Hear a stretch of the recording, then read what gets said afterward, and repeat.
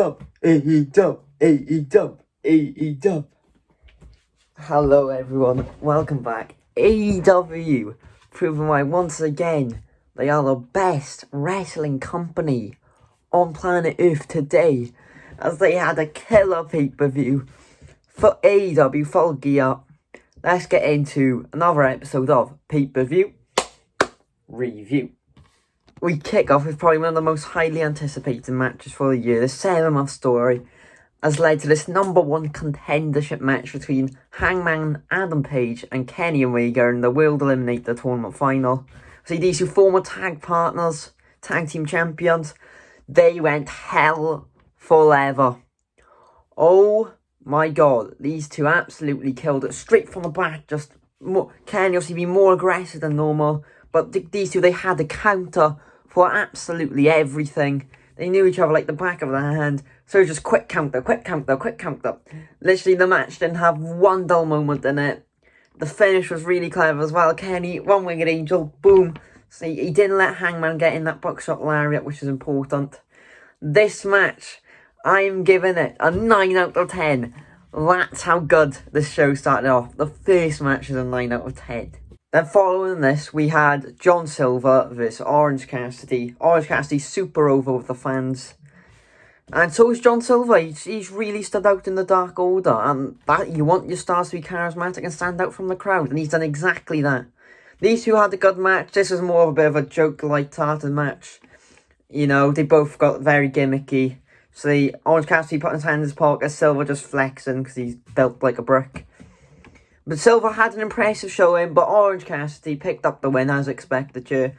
Fun little match, nice little, slow breather after that Kenny Omega classic. This match gets a 6 out of 7. And let's get on to the third match. This one told a real story about it. Cody Rhodes, who finally got his name back, beat WWE in a trademark, and I don't think that's the only time WWE's going to lose to someone from AEW. And they had a match. Darby, obviously, they face off a lot of times for it. And every time Darby faced Cody, he's come a whisker away from winning. But this time, will he finally get it? So he starts off the match. Cody's a lot bigger than Darby. Darby's literally, he's like me, small and skinny, scrawny and skinny. But he has the heart of a lion. And he is fearless. He'll do it all. He comes down, but Cody just muscling him and using his size, just propping him again. But Cody started gloating. He got cocky. And there's some brutal moves in this match. Cody did a top rope shoulder breaker, so put his arm like that, then dropped him all the way from the top rope, so he landed right in there. Really targeted his arm and his shoulder. Yeah, but Cody, some bits he got cocky and it cost him. He got a bit overzealous. Even Arn Anderson was screaming at him, just concentrate this, He ripped him off too early. And Darby just withheld everything for him. Darby had some great moments of offense himself. And Darby ended up winning with a series of roll-ups. Cody got a bit too cocky, got caught out, roll-up. And Darby is a TNT champion, which was deserved. After this match, Cody, he was cocky in the match, but gracious in defeat. But then Taz comes out. And as Taz comes out, Ricky Starks and Brian Cage jumped them two from behind. They brawled out. And Darby got put on the car that he came in. And that they're about to smash his arm, that Cody targeted, through the door. But Will Hobbs came to save the day after this match. This match was an 8 out of 10. Then we had Shida vs. Rose Women's Championship. I'm not really a fan of Rose, I gotta be honest. But this was an alright match. It went back and forth. I give it 5 out of 10. Shida retained. And at the end, Nyla Rose and Vicky Guerrero argue and bicker. And Vicky Guerrero has the audacity and slaps Nyla Rose. And Nyla Rose, there's a big size comparison between them two. But yeah, 5 out of 10. It was good for what it was. Let's get on to the next match. And this match, oh my god. If you wanted to know who the best two tag teams in the whole of wrestling are, it is The Revival, or Forever The Revival, FTR, the Young Bucks. If the Young Bucks lost this match, they could never challenge for the tag titles again. And Matt Jackson was going in with an injured ankle. And obviously, Matt Jackson, Young Bucks, did flips, pull up all the stops, they're aggressive, they do both. And obviously, FTR, no flips. Just this match has been teased for years. For years, this match has been built up for probably since 2016. And now we finally got it, and oh boy, did it deliver. We started off, obviously, they targeting Matt Jackson, his injured ankle. One, let him get back in, let him make a tag to Nick. Just a lot of submissions on the ankle. Dax Harwood busted his hand out really bad. They had to tape it up and stuff. And these two, they went out, they knew every counter for each other. They both used their mix of styles to their advantage. They both pulled out all the stops. They even, as the match went, this is a brilliant part. As the match went on, it got faster as it went on. And when Nick finally came in, he was just taking them both out at the same time, using his athleticism, just gunning for them. It was so much fun. They use old teams finishers, and that still wasn't enough. Actually, Young Bucks used the Hardy Boys Twist of Fate, and used the 3D, and FTR used Heart Attack. And he's very much kind of Dawson, I don't know then, Cash Wheeler, sorry. Well, every time he broke up a pin, he just flew in with his head. He was like a flying bulldozer. Oh my god, a counter for everything. And this is so poetic. The story time. See, Dax was in a great position. He's targeting the ankle of Matt Jackson all match. He even took his shoe off and his sock. And Dax, he was at a struggle. They both were taken out on the outside. And Dax, he hesitates and goes for a springboard flip 450.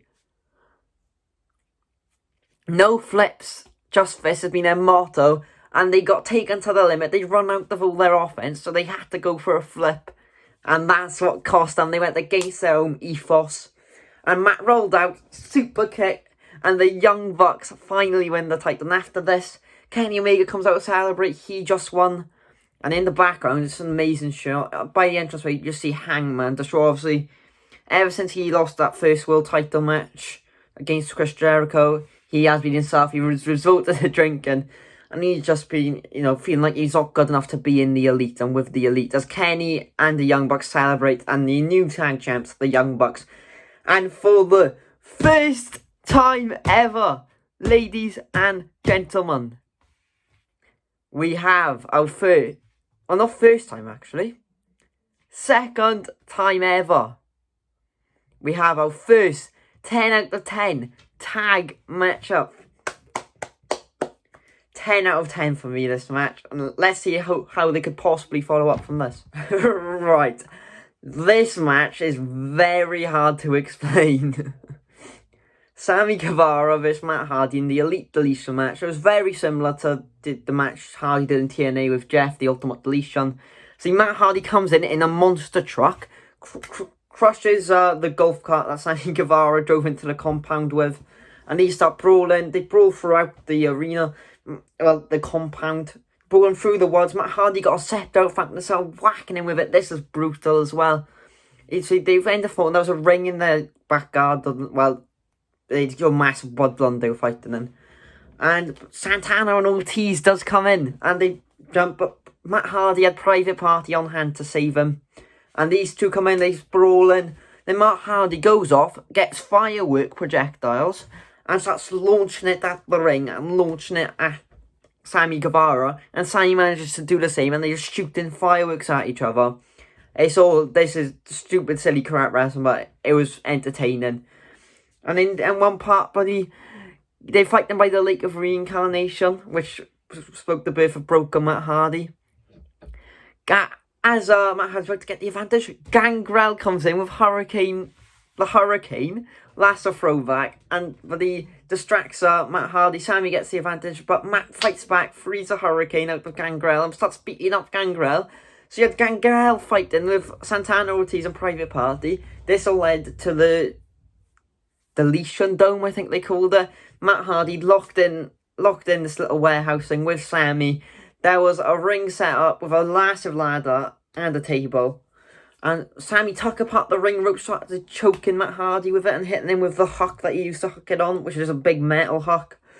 Started choking him with the actual bottom rope and put him on the table. Went all the way up to the ladder. See, big fucking ladder. Swanton bomb. But Matt Hardy put him through the table. Matt Hardy still kicked out. And then after this, Matt Hardy manages to get a chair. See, Sammy took a bad fall, landed on his neck, and was bleeding from the back of his head pretty badly. And, if you're bleeding from the back of your head, it's game over. Matt Hardy got a chair, Sammy's in the concrete floor, bang, uses his head in between the sandwich of a concrete floor and a steel chair, whacks his head, and wins the match. And they end up putting him in a trash bin, and Matt Hardy's guy, takes him off somewhere. And that was it. It was very entertaining. I'm not really a fan of cinematic matches, but this one was just fun. I really enjoyed it. So, and it gets an 8 out of 10 for me. See, there's not been really one... The women's match will go 5 out of 10, but apart from that, every match has been so entertaining. Let's get on to the next match. Our penultimate match is MJF versus Chris Jericho. If MJF wins, he's in the Inner Circle. This match was fantastic. Fans were incredibly over for Jericho. They start brawling, just Jericho to get the advantage. Jericho even got the camera that they use off the cameraman, and when I got to MJF, where you have that. And it was a good match, so good back and forth, good shows of technical wrestling. See Chris Jericho hit them with a code breaker, MJF kicked out. MJF showed how much of a star he really is in this match. And he ended up outsmarting Jericho. As he went to get the diamond ring, Wardlow came in, distracted the ref. But as Wardlow got his distraction, so did Jericho. JK that chucked his bat. And MJF saw this. MJF pretended he got hit with the bat, just laid down out cold.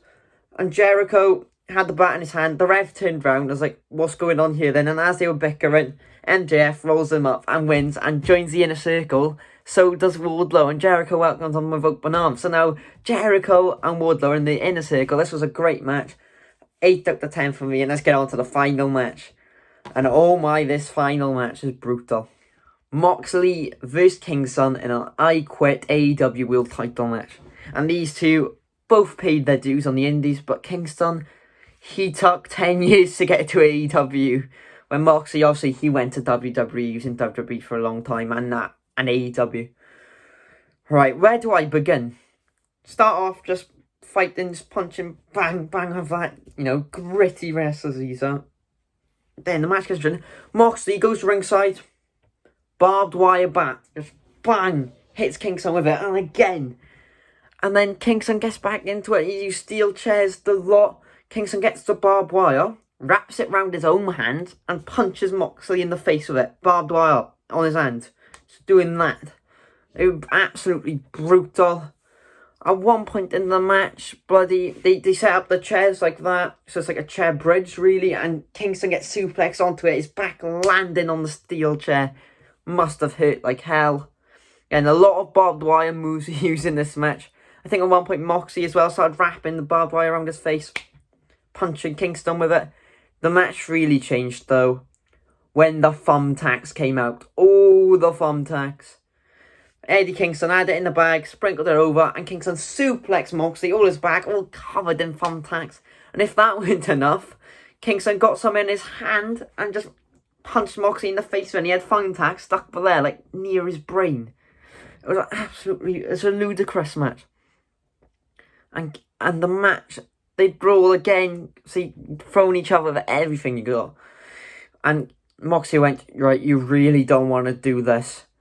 And got barbed wire, bulldog choke, so he choked him with the barbed wire, puncturing all the side of his face. And that's how Eddie Kingston ended up having to say I quit. They took him to that limit, that extreme, say I quit. And after the match, Kenny came out, he won that #1 contender in a classic with Hangman. And just Chop said, last year at Full Gear, we faced off. Yeah, you got the better. It was a hardcore match like it was this one. But me and you, we're going to have a normal match. And I'm going to fuck you up, pretty much. That's what he said.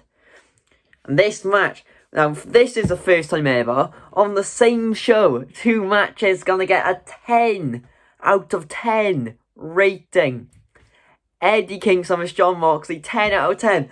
And to sum up the show, the first ever pay-per-view to get a 10 out of 10 rating on this channel is AEW Full Gear. What a show it was. I couldn't believe it. It was a shame Sting didn't show up, but honestly, like, he is nearly, probably in his 50s, mid-50s, late 40s. So, he's paid his dues. But, fair play AEW. You have proved why you are the A company. And that's where we're going to end it, guys. Like and subscribe. And thank you so much for getting 150 subscribers. Let's push for 200 now. We can do it. And I'll see you all in the next one.